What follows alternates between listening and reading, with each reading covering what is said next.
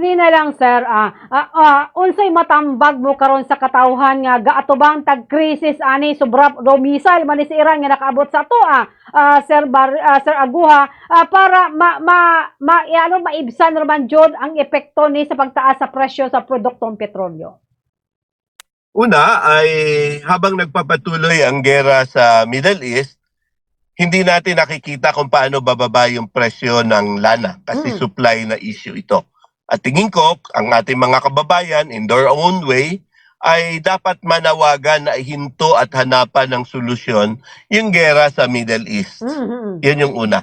Kasi una, hindi siya kailangan, unnecessary ang gera na yan. Kaya dapat ay iparinig natin yung ating collective voice sa pagtutol natin sa gera sa Middle East. Na sana yung mga leader ng mga bansa come to their senses na walang mananalo ng gerang ito. Yun yung una. Pangalawa, ay kailangan talagang maghanap ng paraan yung ating mga kababayan, no? Paano sila magtitipid sa panahong ito. Dahil malaking bahagi ng budget ng kada pamilya ay tatamaan talaga dahil sa pag-increase ng presyo ng mga bilihin at saka sa presyo ng transportasyon. At pangatlo, ay baka yung ating manawagan na rin tayo sa ating gobyerno at i-account natin.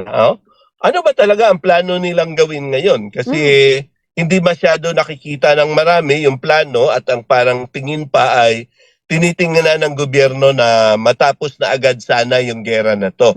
Maganda naman yon. Ang problema lang, paano kung humaba tong gera na to, wala tayong naririnig at nakikita pa na contingency plan ng ating pamahalaan.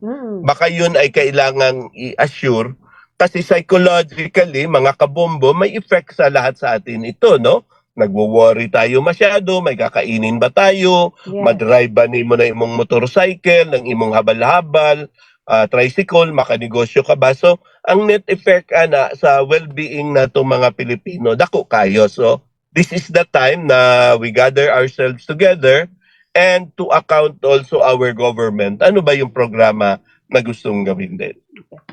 Sir Mario Aguha, daghang salamat sir sa oras sa